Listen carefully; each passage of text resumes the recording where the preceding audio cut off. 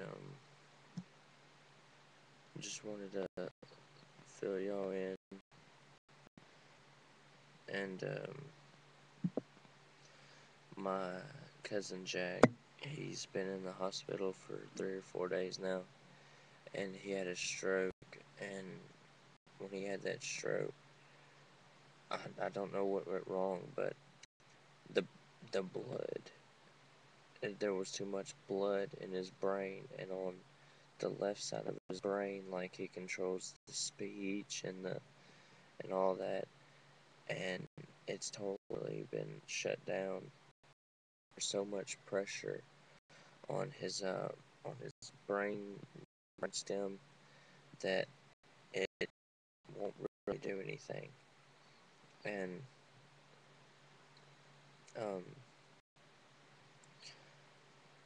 the doctors have done all they can, and he's on a ventilator, and he's trying to breathe. Well, he's not breathe, making him breathe, and it's kind of hard because my uncle George, he passed away not too long ago, and he was on a ventilator, and all the signs that my uncle George had, his son is now having.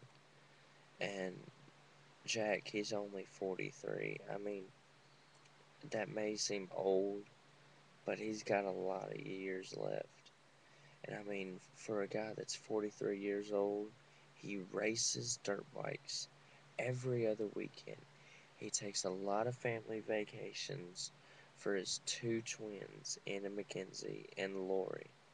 He has a stepdaughter or daughter-in-law, whatever, a stepdaughter named Candy, and she's 20 something, and he helps her a lot too. She's like another daughter, and he helps everybody out. And his mother, I mean, my Aunt Mary, it is so hard for her to like deal with this because she just lost her husband. She does not need to lose her son. I mean, her son is the only thing that she has left other than her baby, other than Anna Mackenzie. And Anna Mackenzie are the most important because he is leaving behind two 3-year olds, and they don't know how to tell him.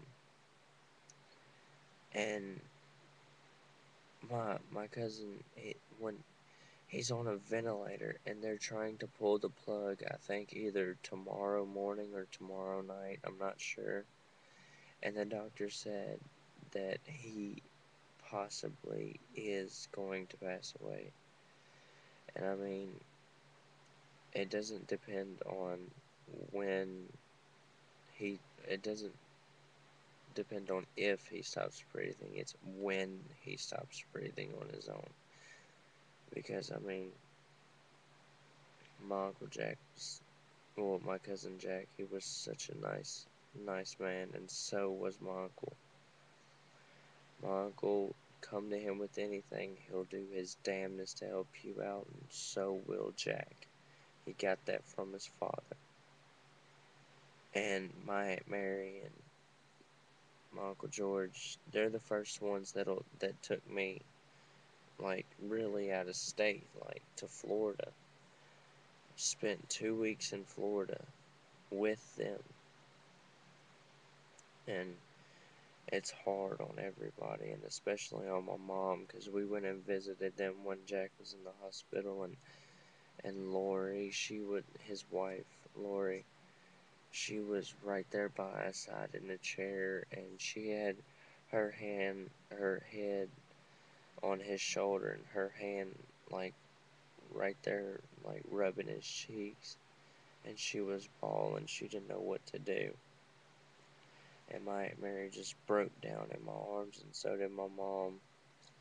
And I mean, I was trying to hold all of that in, and I kept fading in and out.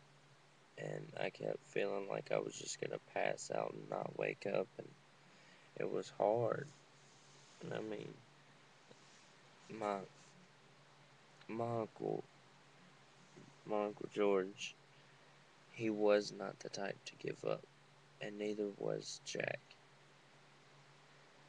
I mean, I've lost so many people these 3, 4, 5 years. I've lost my grandpa, Chris, one of our best buddies. I've lost 6 of my friends. 6 passed away. I mean, 2 or 3 of my friends walked out, didn't really care. I've lost girlfriends. I've lost my Uncle George. I don't want to lose Jack, cause Jack will leave behind so many things beautiful. His daughter, his son, his racing career. I mean, if there is a single person in a room full of 100 and Jack sees him or her, I'm willing to put my life on it that Jack will make them smile and feel better. That's the type of guy he was. If someone's not having fun, he is going to not make them, but pursue them to have fun. He's going to persuade them. He's going to talk them into having fun, and they will feel so much better because that's how he was. All the faces in the room, there was not a single frown. There was nothing but smiles every time he was around because he was a happy, funny guy. I just hope he pulls through. I love you, Jack.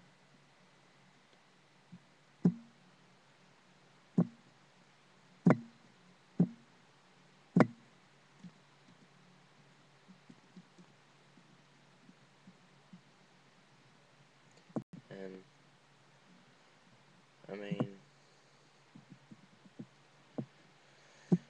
it's really hard. And my mom, she's a mess. I mean,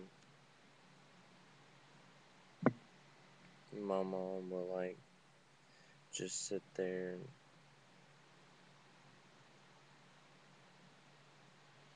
and it's getting so hard for her because like my mom basically took care of him, and when she took care of him, it was like taking care of her own son.